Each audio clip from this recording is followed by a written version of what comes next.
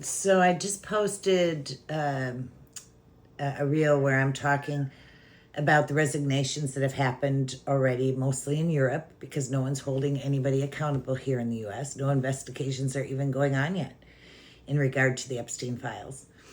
And an ex-Catholic nun posted from another country, maybe you can explain to us how they reconcile Christianity with their actions. Like, how do Americans reconcile that these are Christian people who are perpetrating these crimes against children and against our people?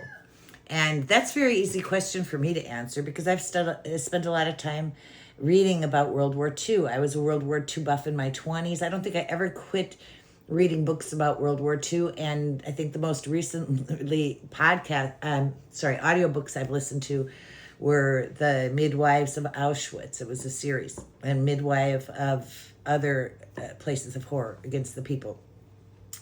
So, in one of the books that I read that would probably taught me the most about how this happened in World War II, and it applies to how it's happening now, and I just happen to still have it. It's called Hitler's Willing Executioners. And I predict that one day we will have one that's called Trump's Willing Executioners. Someone was probably starting to write that book already. But the way I look at it is, in most simplistic forms, before World War II, before Hitler, for 30 years, priests and pastors, Christian priests and pastors, were preaching at the pulpit every Sunday that every problem that happened in their town was the fault of the Jews. And that was common. If your child died, they blamed it on the Jews. If you lost your house, they blamed it on the Jews. The Christian priests and pastors were railing against the Jews every Sunday at church. And then you end up with atrocities, like 6 million of them being killed, tortured and killed. So now, if you want to understand how this has happened in America, it's very simple.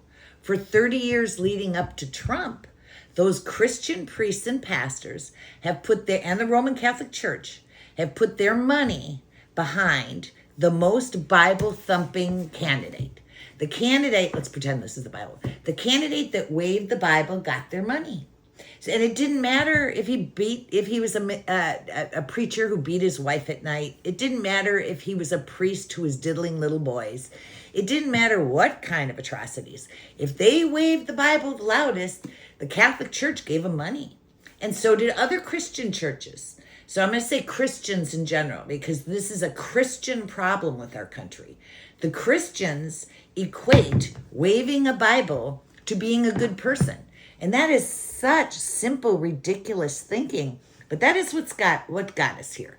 So it's very simple. We have a case where if you wave the Christian Bible, if you wear the Christian cross, whatever behavior you have in real life doesn't matter. So those candidates got the money. They got the sponsorship.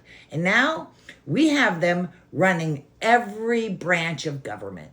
We have those fake Christians, those Bible-thumping cretins. And then you wonder why people say things about the Christians. You wonder why I have young sisters here who believe that Christianity is the ultimate perverted cult. Is because of this very syndrome, because we understand what they've done with their money. What the Christians and Catholics have done is had you put your money in the basket every Sunday, and then they take big scoops of that money and they give them to the candidate, and they also tell their people to vote for those candidates. And now we are where we are. So many of us are holding Christians accountable for this shit show. And that's all I wanted to say. Also, I'll add one more thing. Pam Bondi, we see you, you dumb bitch. We see that you just released names that include Elvis Presley. You released so many names so you could just muddy the waters.